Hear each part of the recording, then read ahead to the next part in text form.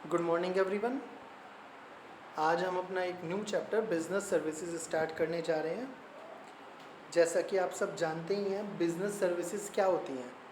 Business services जितनी भी intangible services होती हैं उन सभी को बिजनेस सर्विसेज कहा जाता है। Business services are the services which help to primary and secondary sector. These are of specialized nature. ये स्पेशलाइज नेचर की होती है और ये हेल्प करती है किसको?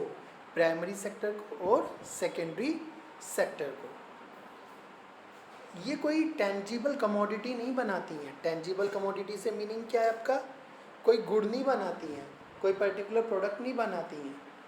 ये तो जो प्रोडक्ट बनाने वाली सेक्टर्स हैं उनको हेल्प करती है so that they can smoothly do their work. तो बिजनेस सर्विसेज की जब हम बात कर रहे हैं तो बिजनेस सर्विसेज में क्या क्या आता है? Banking, insurance, transportation, warehousing, communication, ये सभी क्या है? बिजनेस सर्विसेज हैं। इंटेंजिबल सर्विसेज हैं जो प्राइमरी और सेकेंडरी सेक्टर को क्या करके हेल्प करती हैं। इन्हीं के बारे में हमें जानना है। एक बार इंट्रोडक्शन ले लेते हैं। बैंकिंग, जहाँ पर बैंक्स जो होते हैं जो हमें बिजनेस करने के लिए फंड्स देते हैं, फाइनेंस करते हैं, उस बैंकिंग सर्विसेज की यहाँ पर बात चल रही है। बैंक के थ्रू ही हम मनी डिपॉजिट कराते हैं, विड्रॉ कराते हैं। एक ही प्लेस पे बैठे बैठे कहीं दूसरे प्लेस पे आरटीजीएस नेफ्ट करते हैं, पैसों को भेज सकते हैं, मनी को ट्रांसफ़र कर सकते हैं देश विदेश में। ओके, तो सारी सर्विसेज बैंकिंग में आती है। इंश्योरेंस सर्विसेज में हम अपने बिजनेस का जो इंश्योरेंस कराते हैं, अपने बिजनेस का insurance from the safe of risk of fire, risk of theft, तो उस चीज़ का जो इंश्योरेंस कराते हैं वो इंश्योरेंस सर्विसेज कहलाता है कि कहीं आग लगने से हमें लॉस ना हो जाए, कहीं चोरी ना हो जाए, उससे जो हमें लॉस होने वाला, नुकसान होने वाला, उससे बचने के लिए हम इंश्योरेंस कंपनीज़ के पास इंश्योरेंस कराते हैं। तो इंश्योरेंस कंपनीज इंश्योरेंस सर्विसेज देती हैं।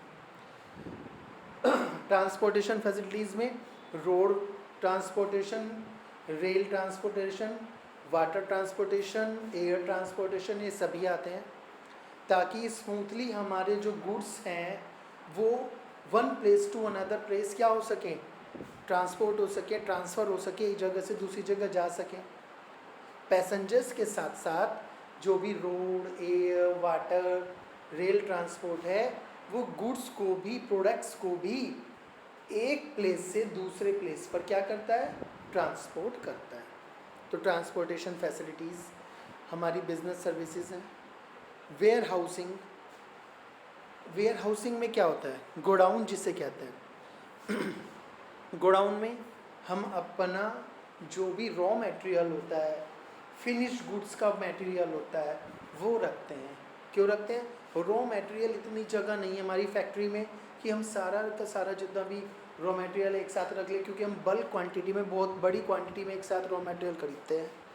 अब जब बल्क क्वांटिटी में रॉ मटेरियल परचेज करते हैं तो वो कहाँ स्टोर करेंगे? वेयर हाउसिंग में। ऐसा हो सकता है वो रॉ मटेरियल ऐसा हो कि वो डिमिनिश हो जाता हो, धीरे धीरे ख़राब हो जाता हो, उसे कूलर की ज़रूरत है, एसी की ज़रूरत है, लाइक दैट। इस तरह की कुछ फैसिलिटी की ज़रूरत है, कोई पर्टिकुलर प्लेस या एटमॉस्फेयर चाहिए रखने के लिए, वो वेयर हाउस में होता है सेफली। ऐसे फिनिश गुड्स होते हैं, उन्हें भी हम वेयर हाउस में रखते हैं, ठीक है ना। तो warehousing services, godown services, जहाँ पर हमारे जो गुड्स हैं वो फ्रेश कंडीशन में रहें, जब भी हमें ज़रूरत हो तो वो उसी पर्टिकुलर क्वालिटी में हमें मिल जाए और हम उन्हें क्या कर दें? यूज़र्स को ट्रांसफ़र कर दें। एक नेक्स्ट सर्विस हमारी कम्युनिकेशन सर्विस। कम्युनिकेशन में क्या होता है? कम्युनिकेशन में एक जगह से दूसरी जगह जो बात होती है, जिसमें मोबाइल वगैरह आता है। आजकल तो मोबाइल है, पहले टेलीफोनिक सर्विसेज आती थी, ईमेल वगैरह आ गया है, ठीक है। पहले पोस्ट ज़्यादा चलती थी, आज कोरियर सर्विसेज चलती है, स्पीड पोस्ट भी चलती है। ये सब कुछ कम्युनिकेशन, क्योंकि एक बिज़नेस करने के लिए कम्युनिकेशन बहुत ज़रूरी है। किसके बीच में? बायर एंड सेलर्स के बीच में, होलसेलर रिटेलर्स के बीच में, मैन्युफैक्चरर होलसेलर्स के बीच में, पूरी की पूरी चेन के बीच में जब तक कम्युनिकेशन नहीं होगा तब तक गुड्स को जो हम एक जगह से दूसरी जगह देना है, पहुंचाना है, जो भी ट्रांजैक्शंस हैं, कॉन्ट्रैक्ट्स हैं, वो ईज़िली नहीं हो सकते। तो ये जो इंटरनेट सर्विसेज है, मेल सर्विसेज है, ठीक है ना, मोबाइल टेलीफोनिक सर्विसेज है, ये सब हेल्प करती हैं हमारा बिजनेस अच्छी तरह से करने में। यहाँ से आगे बात आती है नेचर ऑफ दीज सर्विसेज। तो नेचर कैसा होता है सर्विसेज का? नेचर्स के साथ साथ आप फीचर्स भी कह सकते हैं इन्हें। फीचर्स कैसे होते हैं? 5 आइज बताए हैं: intangibility, इनकंसिस्टेंटी, consistency, इंसेपरेबिलिटी, inventory and involvement. सबसे पहले इंटेंजिबिलिटी। जितनी भी सर्विसेज होती हैं वो इंटेंजिबल होती हैं, मतलब यू कैन नॉट सी और touch, you can only feel these services. आप देख नहीं सकते, टच नहीं कर सकते, केवल फील कर सकते हैं। For an example, you are going to a clinic. अब आप क्लिनिक पे जा रहे हो, डॉक्टर आपको एग्जामिन कर रहा है, प्रिस्क्रिप्शन लिख रहा है। अब उसने आपको प्रिस्क्रिप्शन लिखी, दवाइयाँ लिखी, तो उसने आपको कोई गुड्स तो नहीं दिए, बस आपको जांचा और आपको दवाइयाँ लिख दी। आप जाओगे, फीस दोगे, प्रिस्क्रिप्शन लेके आ जाओगे। गुड्स कहाँ से लोगे? गुड्स लोगे मेडिकल स्टोर से पेमेंट करने के बाद। बट डॉक्टर ने क्या दिया आपको? सर्विसेज दी। मेडिकल स्टोर ने क्या दिए? गुड्स दिए। तो डॉक्टर की जो सर्विस हुई वो इंटेंजिबल हुई, आप उसे देख और टच नहीं कर सकते। अब वो कैसे पता चलेगा, फील कैसे होगा? जब आप दवाइयाँ खाओगे, प्रिस्क्रिप्शन लोगे, फॉलो करोगे और आप ठीक हो जाओगे, तो आप फील करोगे कि हाँ, डॉक्टर ने अच्छी सर्विस दी है। इसलिए सर्विसेज क्या होती हैं? इंटेंजिबल होती हैं। क्या होती हैं सर्विसेज? इंटेंजिबल होती हैं। दूसरा एग्जांपल लेते हैं। आपने एक वाइट वॉश वर्कर को अपने घर पे बुलाया वाइट वॉश कराने के लिए, रंगाई पुताई कराने के लिए घर पे।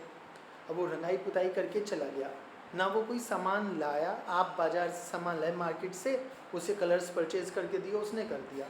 अब उसने अच्छा किया या बुरा किया, या फील कर सकते हो जब आप देखोगे, बट आप यू कैन नॉट सी और टच सर्विसेज को, उसकी सर्विसेज को सी और टच नहीं कर सकते। गुड्स की तरह जब आप कोई सामान लाते हो तो उसे देख भी सकते हो, टच भी कर सकते हो, बट सर्विसेज को महसूस किया जा सकता है कि वो अच्छी है या बुरी है। ठीक है, तो इसलिए सर्विसेज क्या होती हैं? इंटेंजिबल होती हैं, यू कैन नॉट सी और टच। सेकेंड थिंग है इनकंसिस्टेंसी। इनकंसिस्टेंसी, सर्विसेज जो हैं स्टैंडर्डाइज्ड नहीं होती हैं। स्टैंडर्डाइज नहीं होती हैं का मतलब, आप मार्केट से कोलगेट लेने गए, आपने कहा कोलगेट दे दो, कोलगेट की जितनी भी ट्यूब्स होंगी वो सब एक जैसी होंगी। प्रोडक्ट 10 जो भी होते हैं कंसिस्टेंट होते हैं, मतलब एक ही जैसे निकलेंगे। कोई सी भी ट्यूब ले लेना आप, सब एक जैसी होगी, कोई ख़राब अच्छी नहीं होगी, सेम क्वालिटीज़ होंगी, सेम कंटेंट्स होंगे सारी ट्यूब्स में। जो भी आप प्रोडक्ट खरीदोगे। हाँ, आप कह रहे हो कि आपको 200 ग्राम नहीं 100 ग्राम चाहिए, तो उसमें क्वांटिटी तो घट जाएगी, बट अंदर से जो प्रोडक्ट निकलेगा वो सेम ही 100 वाली में भी 200 वाली में भी। बट सर्विसेज में क्या होता है? सर्विसेज स्टैंडर्डाइज नहीं होती हैं। कस्टमर टू कस्टमर वो अलग अलग हो सकती हैं। जैसे डॉक्टर के पास, डॉक्टर का ये एग्जांपल लेते हैं, एक पर्सन आया कि मुझे फीवर हो रहा है, तो उसने फीवर की दवाइयाँ दे दी। एक पर्सन आया, उसको हेडेक हो रहा है, तो उसने हेडेक के लिए कुछ प्रिस्क्रिप्शंस दे दी। डिफरेंट डिफरेंट हो गया, प्रोडक्ट अलग अलग हो गया, सर्विस अलग अलग हो गई। ऐसा भी हो सकता है कि जो हेडेक वाला पेशेंट है उसको प्रॉब्लम ठीक ना हो, तो वो तो कहेगा डॉक्टर ख़राब है, इनकंसिस्टेंसी हो गई। और फीवर वाला ठीक हो जाए तो इनकंसिस्टेंसी, दोनों की बातें अलग अलग हो गई। बट ये ध्यान रखने वाली बात है, प्रोडक्ट में कंसिस्टेंसी होती है, एक ही जैसा प्रोडक्ट होता है। बट सर्विसेज में इनकंसिस्टेंसी होती है, क्योंकि अलग अलग जो कस्टमर होता है, सर्विस टेकर होता है, जिसको सर्विस चाहिए, उनकी डिमांड्स अलग होती हैं, एक्सपेक्टेशन अलग होती हैं। हमने एक वाइट वॉश का एग्जांपल लिया था। वाइट वॉश में एक पर्सन चाहता है कि उसका घर कलरफुल हो, वो अलग अलग कलर्स ला रहा है, जो भी हमारी वॉल्स हैं उन पर अलग अलग कलरों अलग अलग तरह के डिज़ाइन बना के दे, वाइट वॉश वाला, वो ज़्यादा पैसे खर्च कर रहा है, तो वाइट वॉश वर्कर वैसी ही सर्विस देगा। और एक पर्सन कहता है नहीं बस सिंपल आप कलर कर दो, एक ही कलर पूरे के पूरे मुझे मेरे हाउस में चाहिए, उसको वैसी सर्विस देगा। जो एक ही कलर मांग रहा है, जल्दी जल्दी करवा रहा है, उससे कम पैसे चार्ज किए जाएंगे। और जो अलग अलग कलर करा रहा है, बहुत ही अच्छी तरह से अपनी जो वॉल्स हैं उन्हें कलरफुल बनवा रहा है, डिज़ाइन बनवा रहा है, उससे ज़्यादा पैसे चार्ज किए जाएंगे।